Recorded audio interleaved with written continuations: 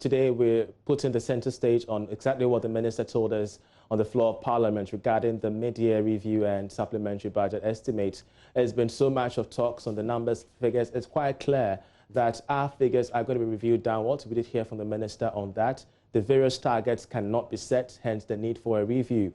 If you're sitting home, you're wondering what exactly is in for me in this particular budget. Well, the minister has made it quite clear of plans to extend water and electricity bill for lifeline consumers. Here's exactly what he had to say on that. That is also why we further reduce electricity prices by half and completely provide a portable water for free for everybody since March this year. And we will extend it for another 3 months. To break it down, Mr.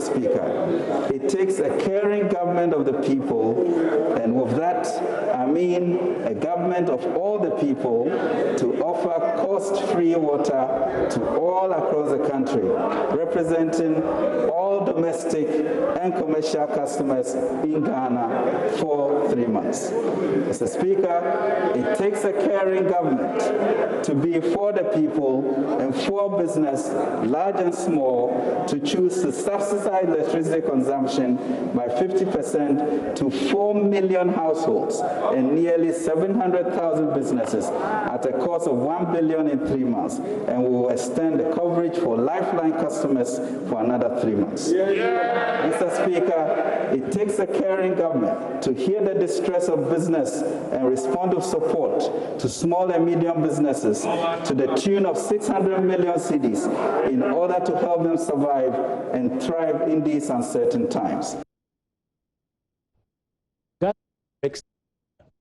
Significant role in terms of its contribution to the GDP. Aside from the services sector, agric is second when it comes to its contribution to the country's GDP.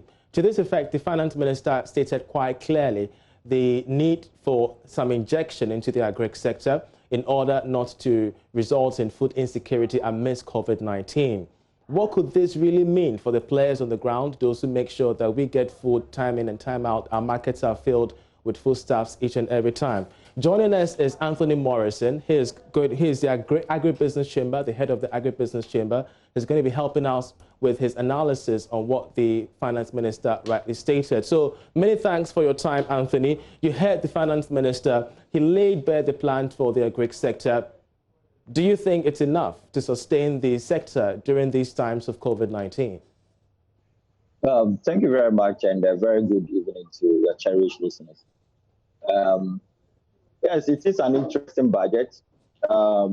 Myself and some other analysts did listen to this critically.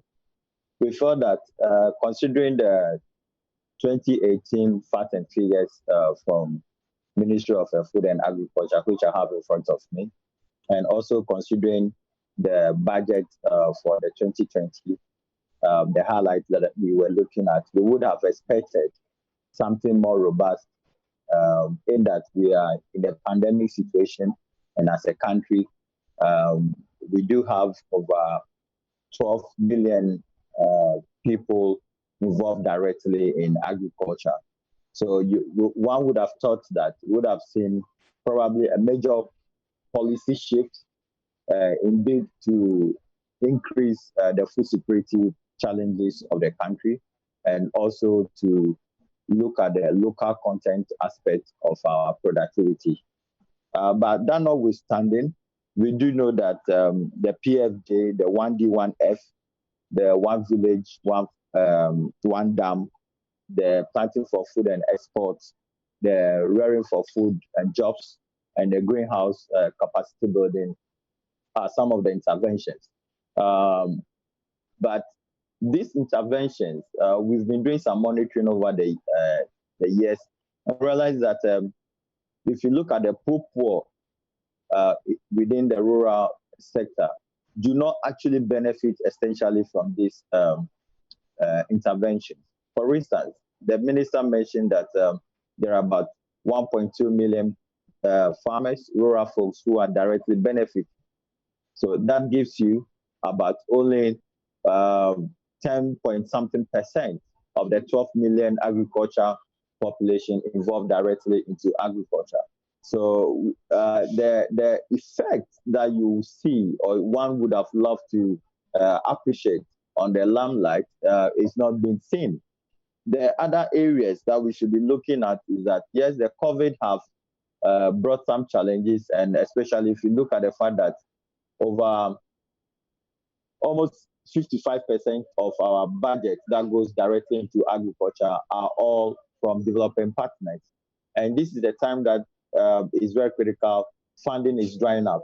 So we were expecting that we would have seen probably the setting up of the Agriculture Development and Investment Fund, which would have gone in to support some land preparations across board, and also help the local seed breeders, because that is the engine of the agriculture industry, especially when it comes to crops. So we've not seen any direct sort of support for these areas. And for me, that is a challenge.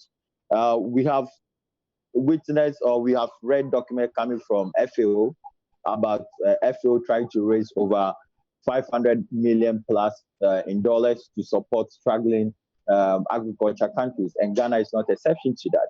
So we were expecting to see, just as I said yesterday, that nothing less than $2 billion direct investment or support or stimulus package for the industry is likely not to serve as better going into the post-COVID industry. And for me, those are some of the things that are missing. Needs more in these uncertain times. It's quite clear that your contribution is so much felt in the economy in these uncertain times. We're so grateful for your time there. And well, that all time will allow us in this edition of the Business Live